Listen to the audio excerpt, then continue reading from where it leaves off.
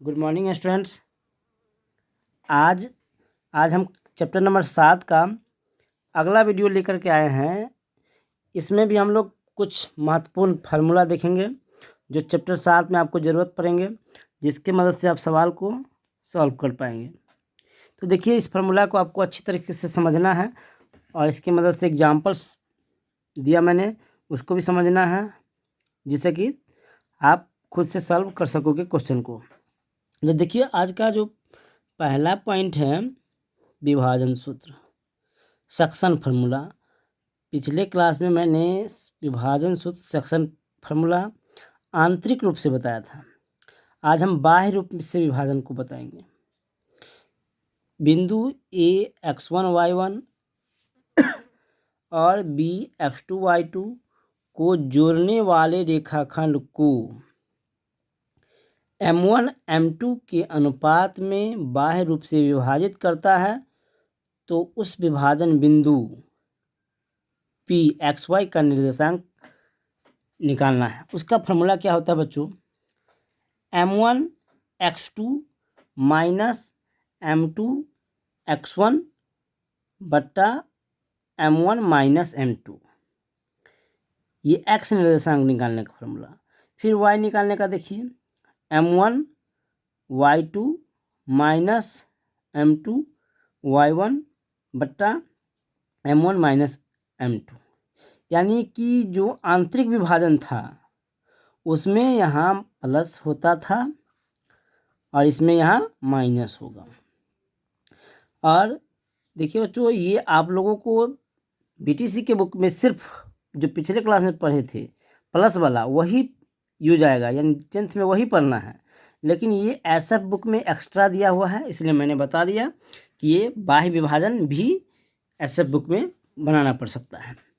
तो ये फार्मूला रखिएगा। यदि विभाजन सूत्र में आंतरिक विभाजन हो तो प्लस वाला फार्मूला पिछले क्लास वाला यूज कीजिएगा। यदि बाह्य विभाजन हो तो ये माइनस वाला फार्मूला यूज कीजिएगा। तो देखिए, जैसे एक पॉइंट ए है और एक पॉइंट बी है। इसका निर्देशांक x1 y1 है, इसका निर्देशांक x2 y2 है। एक तीसरा बिंदु इस लाइन को बांटता है बाहर रूप से M1 और M2 के रूप में। यहाँ से यहाँ तक M1 हुआ और यहाँ से यहाँ तक M2 हुआ। तो ऐसे बाह्य विभाजन सूत्र की मदद से विभाजन बिंदु निकालने का फॉर्मूला हो गया M1 x2 minus M2 x1 बट्टा M1 minus M2, M1 y2 minus M2 y1 बट्टा M1 माइनस M2। देखिए, इस फार्मूला पर मैंने एक एग्जाम्पल भी लिया है। एग्जाम्पल देखिए, उस बिंदु के निर्देशांक ज्ञात कीजिए जो बिंदुओं इतना 4, -3 और 8, 5 को जोड़ने वाले रेखाखंड को बाह्य रूप से 3:1 के अनुपात में विभाजित करता है। दो बिंदु हैं और दोनों को बाहरी रूप से विभाजित करता है 3:1 में। बाह्य रूप से रहेगा तो यही अभी जो फार्मूला बताया माइनस वाला वो लगाइएगा, और आंतरिक रूप से रहेगा तो प्लस वाला लगाइएगा। ठीक है, तो सबसे पहले आप क्या कीजिएगा, पहला बिंदु जो है उसमें x1 4 हो गया और y1 -3 हो गया। इसमें x2 8 हो गया और y2 5 हो गया, और अनुपात M1 3 हो गया और M2 1 हो गया। ये सब लिख लेंगे। उसके बाद बाह्य विभाजन है तो ये माइनस वाला फॉर्मूला जो होगा लिख लेंगे। देखिए फार्मूला क्या है, M1 x2 minus M2 x1 बट्टा M1 minus M2, M1 y2, ये x निर्देशांक निकालने का हो गया। अब y निर्देशांक M1 y2 minus M2 y1 बटा M1 माइनस M2 लिख लिया, फार्मूला लिख लिया बच्चों। अब देखिए, इस पर डालते हैं। M1 यहाँ से देखिए 3 इंटू x2, तो x2 8, ठीक है, माइनस फार्मूला वाला। उसके बाद M2 1, ठीक है, और x1 यहाँ से 4, ठीक है, M1 माइनस M2 3 -1, ठीक है बच्चों। तो ये x निर्देशांक हो गया। अब देखिए बच्चों y निर्देशांक m1 3 लिख दिया यहाँ से, y2 5, ठीक, माइनस m1, ये देखिए यहाँ y2 m2 1 इंटू और y1 -3 और m1 3 सॉरी उसके माइनस m2 1। इस प्रकार फार्मूला पर मैंने सारे अंक को डाल दिया। अब देख लीजिए, आप सोल्यूशन आप खुद भी कर सकते हैं। देखिए सोल्यूशन 8 त्रिक 24 माइनस 4 एकम 4, 3 में से गया 2, ठीक है, 5 या 15 माइनस माइनस प्लस 3 एकम 3 बट्टा में 3 में से गया 2, 24 में से 4 गया 20 बट्टा 2 और 15 3 18 बट्टा 2 काट दीजिएगा। 2 एकम 2 दहाई 20 10, 2 एकम 2 9 18 9 10 9, ये हो गया विभाजन बिंदु का निर्देशांक। इस प्रकार आप बाह्य रूप से विभाजित करता हो तो विभाजन बिंदु आप निकाल सकते हैं। चलिए बच्चों अगला फॉर्मूला पर चलते हैं। देखिए अगला क्या है, देखिए आज का ये जो अगला पॉइंट है, बिंदुओं P x1 y1 और Q x2 y2 को जोड़ने वाले रेखाखंड PQ के मध्य बिंदु के निर्देशांक, यानी एक बिंदु ये हो एक बिंदु ये हो। पहले बिंदु का निर्देशांक है x1 y1 और दूसरे बिंदु Q का निर्देशांक है x2 y2। दोनों को जोड़ने वाली जो लाइन है, इसको अगर कोई बीचों बीच पॉइंट काटता हो, मतलब आधा आधा में बांटता हो, तो बीचों बीच मध्य बिंदु जो होगा उसका निर्देशांक निकालने का फॉर्मूला, बीचों बीच मध्य बिंदु का, ऐसी स्थिति में मध्य बिंदु होगा जब इधर भी बराबर और इधर भी बराबर, यानी m1 और m2 दोनों एक एक यूनिट होगा, तब जाके मध्य बिंदु होगा। और वही मध्य बिंदु निकालने का फॉर्मूला देखिए बच्चों, फॉर्मूला याद रखिएगा, x1 जोड़ x2 बट्टा 2, y1 जोड़ y2 बट्टा 2। ये मध्य बिंदु निकालने का फॉर्मूला है, दो बिंदु के बीच के बिंदु को निकालने का फॉर्मूला का सूत्र है। इसको आप ध्यान रखेंगे। देखिए इस पर मैंने एग्जाम्पल भी लिया। बिंदु 4 5 एक बिंदु है, दूसरा बिंदु 2 -1 है, ठीक बच्चों। दोनों को जोड़ने वाली रेखाखंड के मध्य बिंदु का निर्देशांक निकालना है। सबसे पहले आप x1 4 y1 5, इसमें x2 2 और y2 -1 लिख दिया। और मध्य बिंदु का निर्देशांक निकालना है तो इसका फॉर्मूला लिख लेते हैं, x1 जोड़ x2 बट्टा 2, y1 जोड़ y2 बट्टा 2। याद रखेंगे मध्य बिंदु का निर्देशांक क्या होता है, x1 जोड़ x2 बट्टा 2, y1 जोड़ y2 बट्टा 2, ठीक है। इस पर डाल देते हैं मान को, x1 4 x2 2 प्लस है फार्मूला वाला बट्टा में 2, कॉमा y1 5 y2 -1, 4 और 2 6 बट्टा में 2, 5 में से 1 गया 4 बट्टा 2, 2 एकम 2 तिया 2 दूना 4। इस प्रकार क्या होगा, 3 2 ये मध्य बिंदु का निर्देशांक होगा। तो आप याद रखेंगे मध्य बिंदु का निर्देशांक क्या होता है ना, coordinate of mid point x1 जोड़ x2 बट्टा 2, y1 जोड़ y2 बट्टा 2, ठीक है। ठीक है बच्चों अगला पॉइंट पर चलते हैं। फार्मूला नंबर 6 है ये। एक त्रिभुज है, त्रिभुज के 3 शीर्ष होते हैं ABC। तीनों पहला शीर्ष का निर्देशांक है x1 y1, दूसरा का x2 y2, तीसरा का x3 y3। तीनों निर्देशांक से क्षेत्रफल निकालने का फॉर्मूला, केंद्रक, तीनों निर्देशांक है उसके बीच का जो केंद्र होगा उसका निर्देशांक निकालने का फॉर्मूला आपको जानना है।